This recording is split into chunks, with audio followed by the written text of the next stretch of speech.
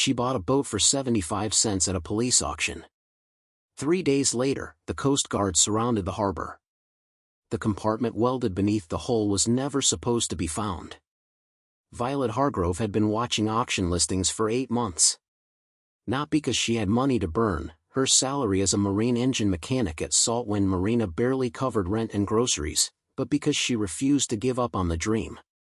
The dream of owning her own vessel. Of finally having something that was entirely hers. The notification pinged her phone on a gray Thursday morning while she was elbow-deep in a carburetor rebuild.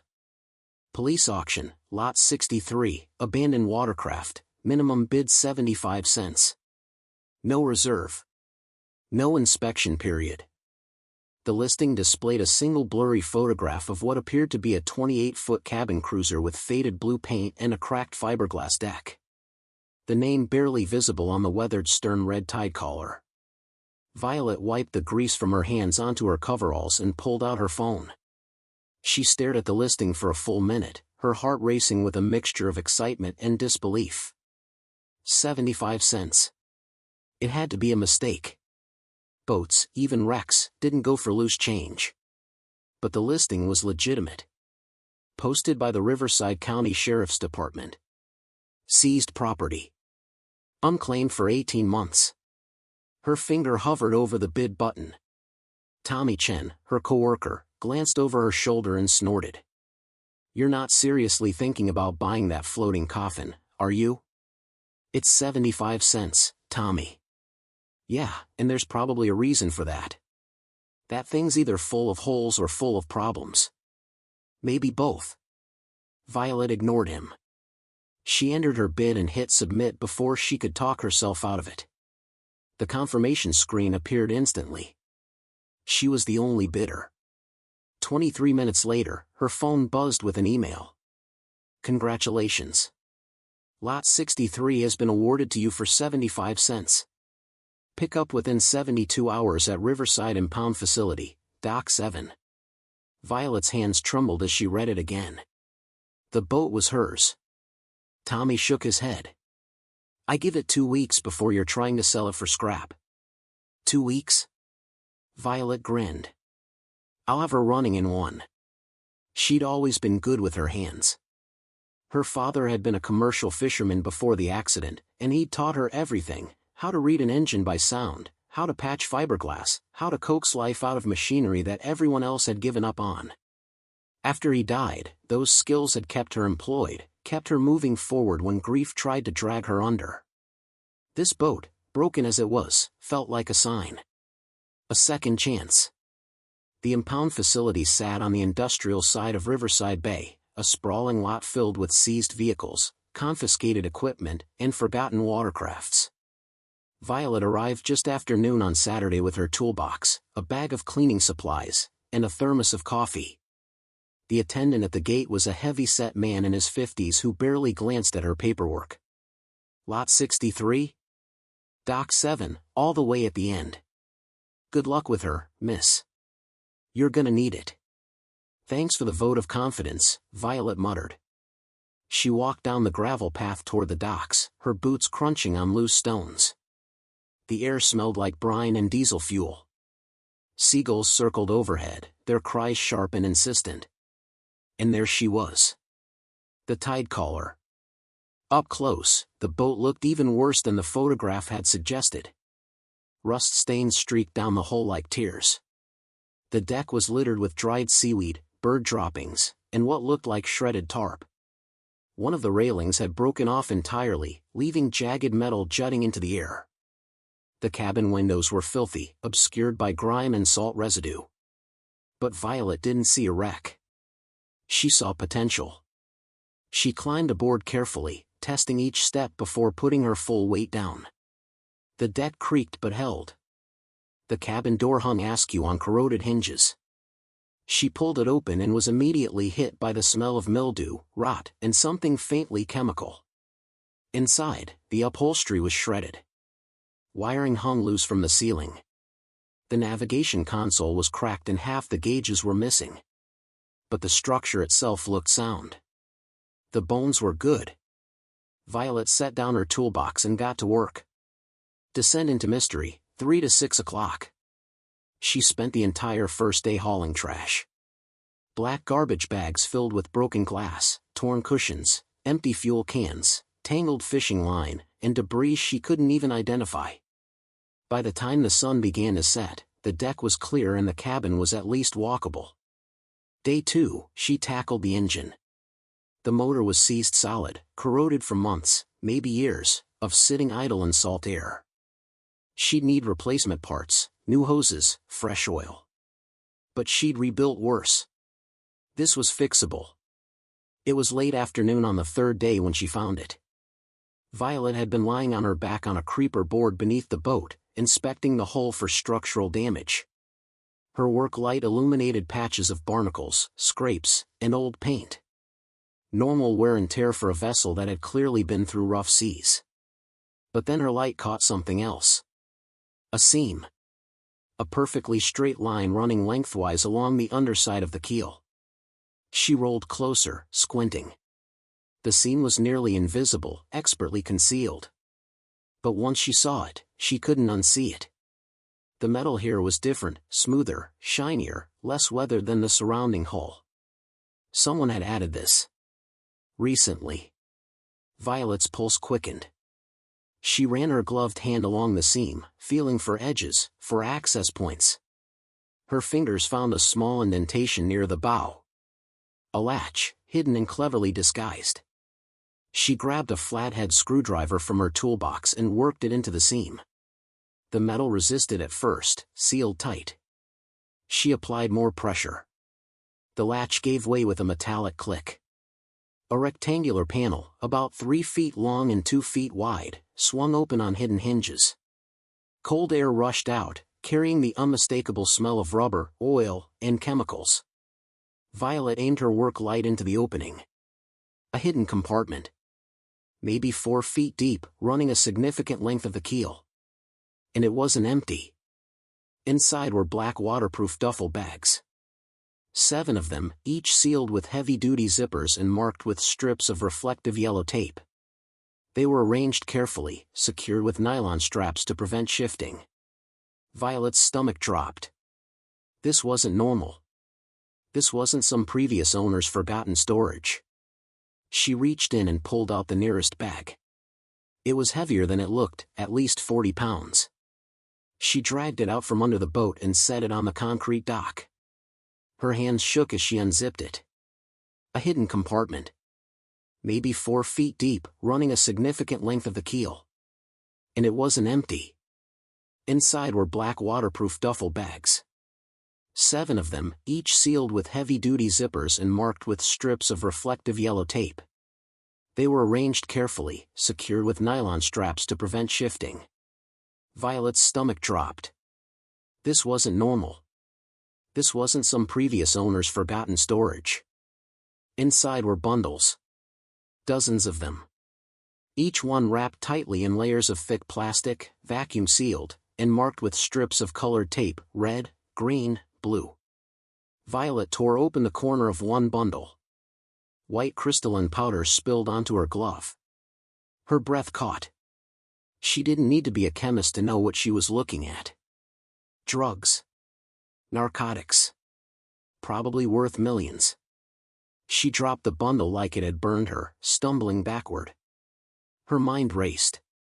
The boat had been seized. The police had impounded it. How had they not found this? How had it sat here for 18 months without anyone discovering what was hidden inside? Unless they hadn't looked. Unless the compartment was designed to evade standard inspections. Unless whoever built it knew exactly what they were doing. Violet zipped the bag shut and shoved it back into the compartment. She closed the panel, making sure it latched securely. She needed to think. Needed to figure out what to do. But as she climbed out from beneath the boat and stood on the dock, something made her freeze. A sound. Footsteps. Slow and deliberate. She turned. 2 figures stood at the entrance to Dock 7. Both men. Both dressed in dark clothing that seemed out of place for a sunny afternoon. One wore sunglasses despite the fading light. the other had his hands in his jacket pockets. They weren't moving. Just watching. Watching her. The threat materializes, 6 to 8 o'clock. Violet's heart slammed against her ribs. She forced herself to stay calm.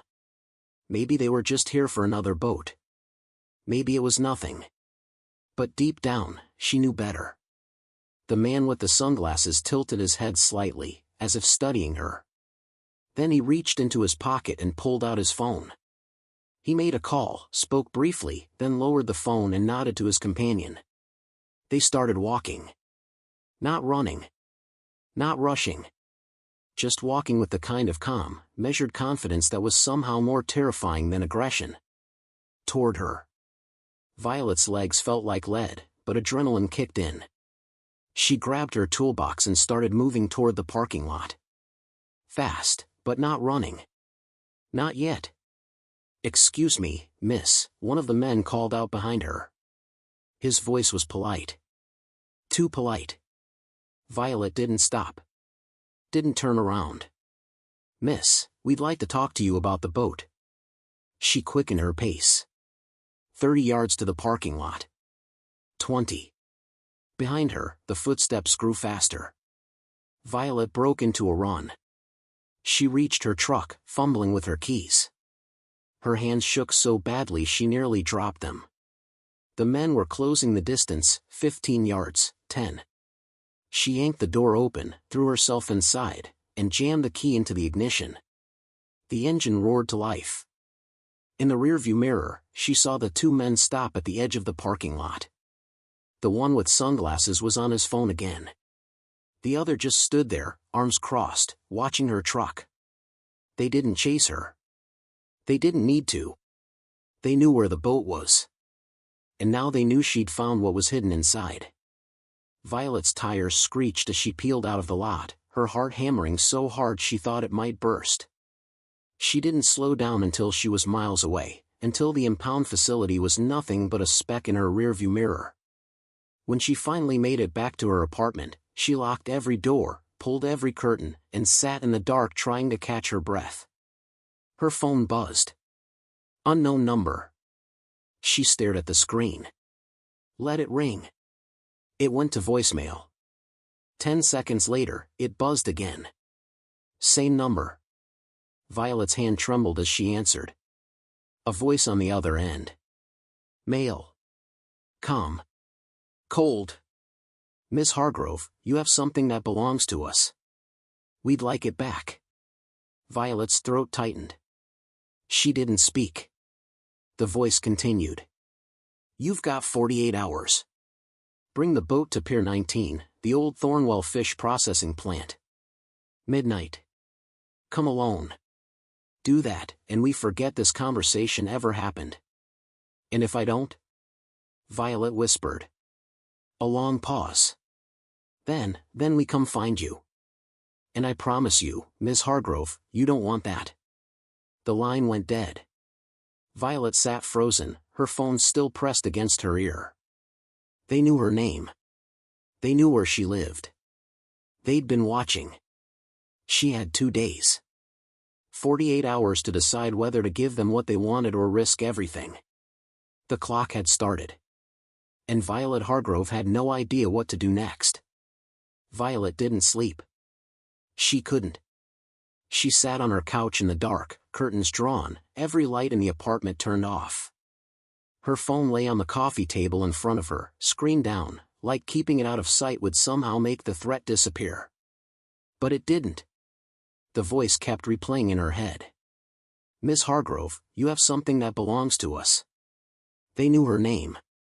They knew where she worked. They probably knew everything about her, her address, her routine, the fact that she lived alone. She thought about calling the police. But what would she say? That she'd bought a boat for 75 cents and found drugs hidden inside? That mysterious men were now threatening her? The police had impounded that boat. They'd had it for 18 months. If they hadn't found the compartment, would they even believe her? Or would they assume she was involved? Worse, what if whoever was behind this had connections? What if going to the police made things more dangerous, not less. Violet stood and paced to the window, carefully pulling back the edge of the curtain. The street outside was quiet. Empty. But every parked car, every shadow, felt like a threat. She let the curtain fall and turned back to the dark room. Her mind kept circling back to one question: how did this happen? The boat had been seized. Impounded. Auctioned by the county. Someone in that chain should have discovered what was hidden. Unless they hadn't looked hard enough. Unless the compartment was designed to evade detection. Or unless someone on the inside had let it slip through deliberately. Violet walked to her bedroom and opened the closet. On the top shelf, behind old sweaters and boxes of winter clothes, was a metal lockbox. Inside were her father's things: his fishing license, his captain's log, photographs from his years on the water. She pulled out the logbook and sat on the edge of her bed, flipping through the pages. Her father, Donovan Hargrove, had spent 30 years working the commercial fishing routes along the Riverside Bay corridor. He'd known every marina, every dock, every hidden cove. He'd also known the darker side of the industry, the smugglers who used fishing boats as cover, the corrupt harbor officials who looked the other way for the right price. He'd never been involved. But he'd seen things. And he'd warned Violet about them. The water's got two faces, Vi, he'd told her once. The one people see, honest work, clean living. And the one underneath, where money moves in the dark and people disappear when they ask too many questions. You stay on the surface. You stay safe. She closed the logbook and set it aside. Her father was gone. He couldn't help her now. She was on her own. Violet checked her watch. 2:47 a.m. 45 hours left. She needed to think. Needed a plan. But exhaustion was creeping in, dulling her thoughts, making everything feel impossible. She lay back on the bed, fully clothed, staring at the ceiling. Just for a moment, she told herself. Just to rest her eyes. But sleep didn't come. Only the ticking of the clock and the weight of the decision she had to make. Dawn and the decision, 1 to 3 o'clock. Morning light crept through the curtains. Violet woke with a start, disoriented, her neck stiff from sleeping at an awkward angle. She checked her phone. 6:18 a.m. 39 hours left. She made coffee, her hands still unsteady. As she waited for it to brew, she opened her laptop and started searching. Pier 19. Thornwell Fish Processing Plant. The search results showed an abandoned facility on the industrial edge of Riverside Bay. It had been shut down 12 years ago after the company went bankrupt. The property had been sold twice since then but never redeveloped. Now it sat empty, a sprawling, decaying complex of warehouses, docks, and rusting equipment. The perfect place for a midnight exchange that no one wanted witnessed. Violet zoomed in on the satellite image. The main building was massive, surrounded by smaller structures and loading docks. Only one road led in and out. Isolated. Controlled. If she went there, she'd be walking into a trap. But if she didn't go, they'd come for her. And she had no illusions about what that would mean. She closed the laptop and stared at the dark screen, her reflection faint and distorted. There had to be another way. Her phone buzzed. She flinched, heart racing. Another unknown number. She answered, her voice sharper than she intended. What? A different voice this time. Older. Calm. Miss Hargrove, my name is Captain Iris Calloway. I'm with the United States Coast Guard. I need to speak with you about the vessel you purchased 3 days ago. Violet's breath caught. How did you? We've been monitoring that boat for some time, Captain Calloway interrupted. We need to meet. Today. It's urgent. Why should I trust you? Because right now, I'm the only person who can keep you alive. The meeting, 3 to 5 o'clock. They met at a coffee shop 2 miles from the marina. Captain Calloway was in her early 50s, with short gray hair, sharp eyes, and the kind of presence that commanded respect without demanding it. She wore civilian clothes, a dark jacket and jeans, but the way she carried herself left no doubt about her authority. She sat across from Violet in a corner booth, her back to the wall, eyes scanning the room before settling on Violet's face. "You found the compartment," Calloway said. It wasn't a question. Violet hesitated, then nodded. "How did you know?" "Because 2 men have been watching the impound facility for the past 72 hours. And because your name was flagged the moment you won that auction." Calloway leaned forward slightly. "That boat didn't end up at a police auction by accident, Ms. Hargrove. It was placed there deliberately." "Placed there? By who?" "By us. By a joint task force investigating a drug trafficking network operating along the eastern seaboard. We've been tracking this organization for 3 years. That boat, the Tidecaller, was part of their fleet.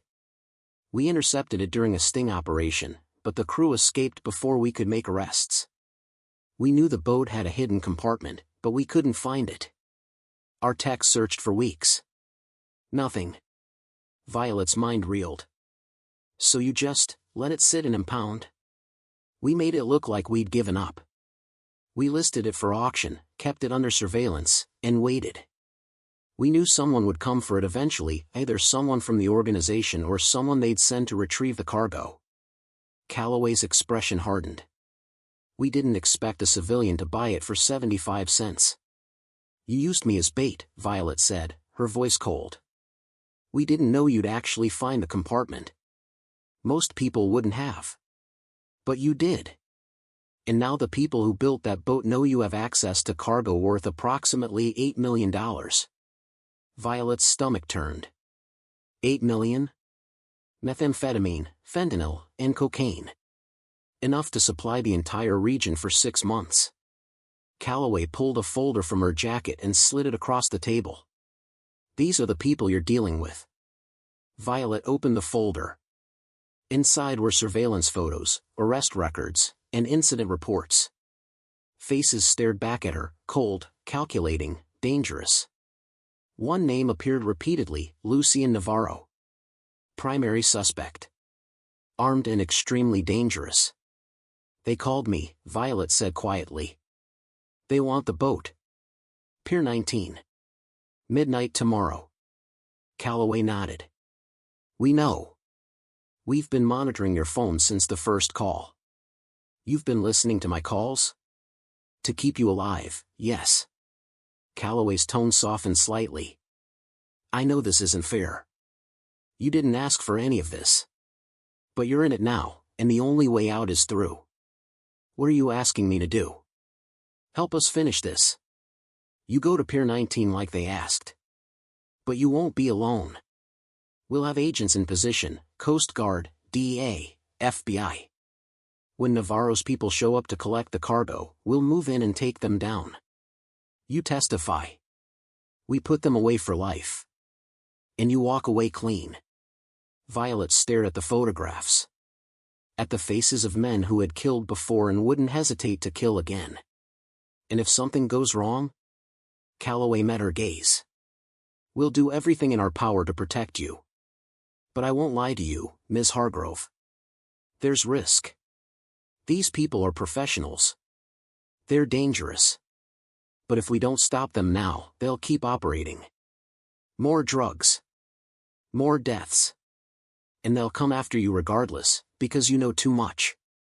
Violet closed the folder. Her hands were shaking again. "What happens if I say no?" "Then we pull our surveillance, close the case file, and you're on your own. And trust me, you don't want to be on your own with Lucien Navarro looking for you." The coffee shop suddenly felt too small, too crowded. Violet looked out the window at the passing cars, the ordinary people going about their ordinary lives. Lives that didn't involve hidden compartments and drug cartels and impossible choices. She thought about her father. About the warning he'd given her. Stay on the surface. Stay safe. But the surface was gone now. She was already underneath. "Okay," Violet said quietly. "I'll do it." The preparation, 5 to 7 o'clock. The next 30 hours passed in a blur. Violet returned to the impound facility under Coast Guard supervision. Captain Calloway and her team had set up a mobile command center in an unmarked van parked 3 blocks away. They fitted Violet with a wire, a tiny microphone and transmitter concealed beneath her shirt.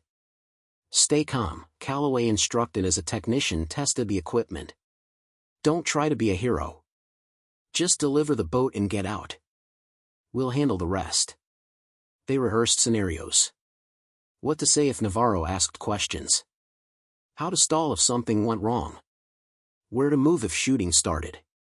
"If you hear gunfire, you drop to the ground and stay down," Calloway said firmly.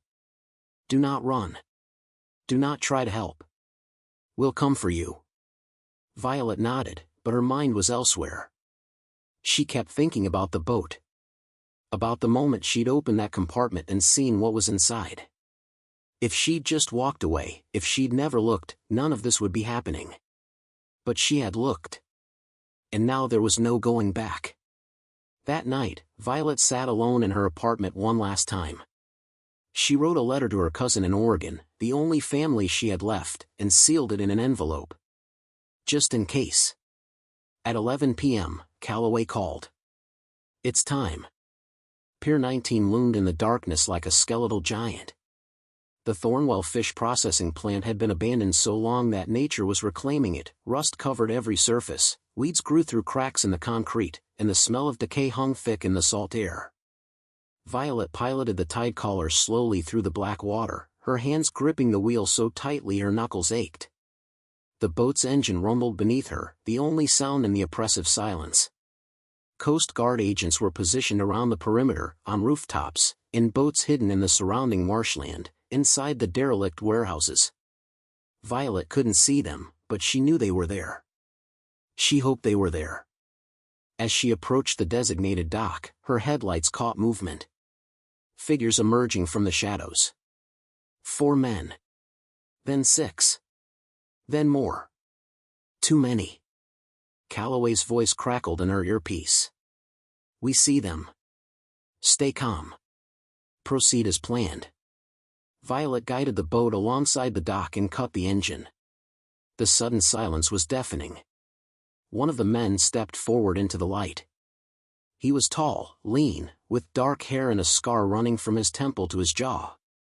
His eyes were cold, calculating. "Lucien Navarro." "Miss Hargrove," he said, his voice smooth and unnervingly polite. "Thank you for being punctual." Violet didn't respond. Her heart was hammering so hard she was certain he could hear it. Navarro gestured to his men.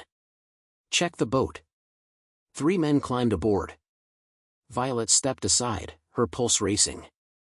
They moved with military precision, searching the cabin, checking the engine compartment, sweeping for tracking devices. One of them knelt and opened the hidden compartment beneath the hull. "It's here, boss. All 7 bags." Navarro smiled. It was the worst thing Violet had ever seen. "Excellent. Load them up." The men began hauling the duffel bags off the boat. Violet's earpiece crackled again. Calloway's voice, tense, "Hold position. Wait for my signal." But something was wrong. Violet could feel it. Navarro was watching her too closely. His men weren't relaxed, they were alert, weapons visible, eyes scanning the darkness. "You know," Navarro said conversationally, "it's remarkable that you found the compartment. Our builder said it was undetectable. Yet here you are, a simple mechanic, and you found it in 3 days." He tilted his head. "That's either extraordinary luck or extraordinary help." Violet's blood turned to ice. "I think," Navarro continued, stepping closer, "that you're not here alone." He raised his hand. Gunfire erupted. The ambush, 9 to 10 o'clock. The night exploded into chaos. Coast Guard agents burst from their positions, shouting commands. Searchlights flooded the pier. Navarro's men scattered, returning fire, using the boat and the dock structures as cover. Violet dropped to the deck as bullets tore through the air above her. Wood splintered. Metal pinged. Voices shouted orders she couldn't understand. "Stay down. Calloway's voice screamed in her earpiece. But Violet couldn't stay down. The boat was taking fire. If a bullet hit the fuel tank. She crawled toward the cabin, keeping her head low. Gunfire rattled all around her. She could hear men shouting, boots pounding on wood, the whine of bullets ricocheting off metal. She reached the cabin and pulled herself inside just as the windshield exploded in a shower of glass. Through the chaos, she heard Calloway's voice over a loudspeaker, "This is the United States Coast Guard. Drop your weapons. You are surrounded." Some of Navarro's men complied immediately, throwing down their guns and raising their hands. Others tried to run and were tackled by agents in tactical gear. But Navarro wasn't giving up. Violet saw him through the shattered windshield, moving toward the edge of the dock where a speedboat waited. He was going to escape. Without thinking, Violet grabbed the boat's radio and switched to the Coast Guard frequency. "He's running. East side. Speedboat." 2 agents broke from cover and sprinted toward Navarro. He saw them coming and fired 3 shots, forcing them back. Then he jumped into the speedboat and fired up the engine. But he wasn't fast enough. A Coast Guard interceptor roared out of the darkness, its searchlight pinning Navarro in place. A voice boomed over the loudspeaker, "Cut your engine. You have nowhere to go." Navarro hesitated. For one moment, Violet thought he might fight to the end. Then he raised his hands. Within minutes, Coast Guard agents had Navarro in custody along with 11 of his associates. The pier was swarming with federal agents. The 7 duffel bags, $8 million worth of narcotics, were being loaded into evidence containers. Captain Calloway climbed aboard the tide collar and found Violet sitting in the cabin, shaking, glass in her hair, but alive. "You did good," Calloway said quietly. "It's over." Violet looked up at her, tears streaming down her face. "Is it really?" Calloway nodded. "Navarro's going away for life. His entire network is compromised. You're safe now." But Violet didn't feel safe. She felt broken. Exhausted. Changed. She looked out at the water, at the flashing lights reflecting off the dark surface, and wondered if anything would ever feel normal again. Epilogue, Justice and Closure, 10 to 11 o'clock. 3 weeks later, Violet stood in a federal courtroom and gave her testimony. She told them everything: the auction, the discovery, the threats, the midnight exchange. She looked Lucy and Navarro in the eye and didn't flinch. The prosecution called her a hero. The defense called her a liar. The jury called her credible. Navarro was sentenced to 40 years without parole. His associates received sentences ranging from 15 to 30 years. The drug trafficking network was dismantled. 17 additional arrests were made across 4 states. Captain Calloway kept her promise. Violet walked away clean, no charges, no record, no entanglements. The government even compensated her for the boat, which had been too damaged in the firefight to repair. Violet used the money to put a down payment on a small repair shop near the marina. She named it Hargrove Marine Services, after her father. She still worked on engines. Still got her hands dirty. Still loved the smell of salt water and the sound of boats cutting through waves. But she never bought another boat at auction. Some bargains, she'd learned, came with prices that couldn't be measured in dollars and cents. On quiet nights, when the shop was closed and the bay was calm, Violet would stand on the dock and look out at the water. At the surface that had so much beneath. And she'd think about the hidden compartment. About the choice she'd made. About the people who'd been stopped because she'd refused to look away. Her father had told her to stay on the surface. To stay safe. But safety, Violet had learned, wasn't the same as doing what was right. And sometimes, the only way forward was to dive beneath the surface and face what waited in the dark. The tide collar was gone. Scrapped for parts and evidence. But Violet Hargrove was still standing. And that, she decided, was enough.